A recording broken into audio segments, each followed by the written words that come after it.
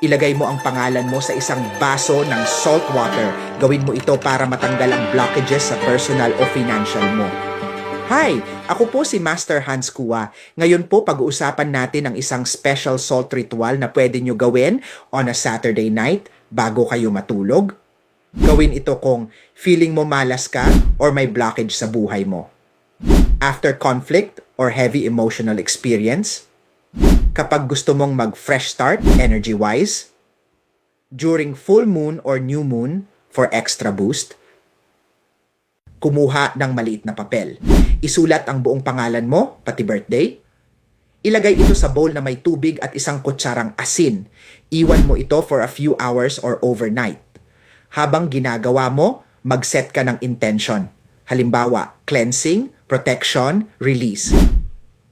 Ano ang ibig sabihin nito?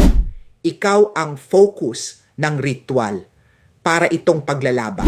Pero ang nilalabhan mo ay pangalan mo mismo. Ang pangalan mo, ang representation mo, parang energetic signature mo siya. So kapag nilagay mo ito sa tubig na may asin, para mong nilulublob ang sarili mo sa cleansing. Ang salt anchor absorber ng negativity. Sa maraming traditions, ang asin ay ginagamit para sumipsip ng negative energy, mag-neutralize ng heavy vibrations. Parang sponge, pero para sa unseen energy. Yung bigat, stress, attachments, unti-unting natutunaw sa tubig na may asin. Iwan ito overnight. Kinabukasan, tanggalin ang papel sa baso, ibuhos ang tubig sa lupa, sunugin ang piraso ng papel. Give thanks para sa mga blessings na darating sa buhay mo.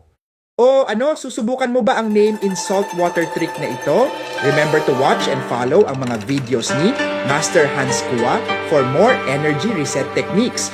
Kita-kita tayo sa next video.